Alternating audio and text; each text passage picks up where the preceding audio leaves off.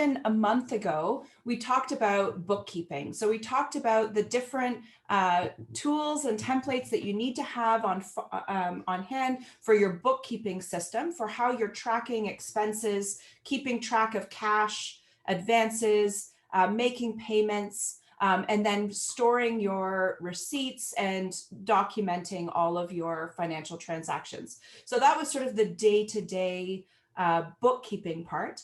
Today, what we're going to look at is how do we then manage our budgets? So how do we track our expenses against our organizational and project and activity budgets? How do we code things, and how does that process look as we go through it?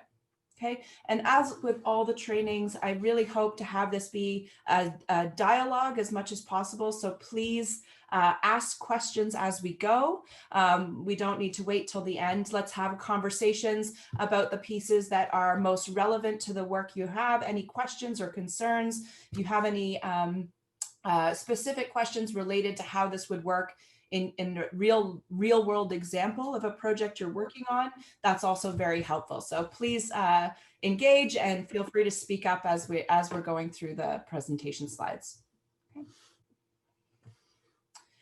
So in today's session, what we're going to look at is budget tracking.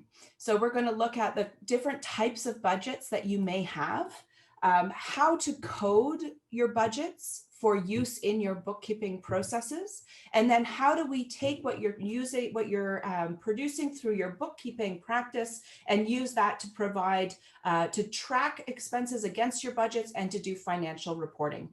Okay, so the proper management of your various budgets is what allows you to manage your funds efficiently. So you always have a sense of where you are in terms of your spending and how much left you have to spend. But it's also critical for being able to prepare accurate financial reports for your funders and other community stakeholders or project stakeholders. Okay.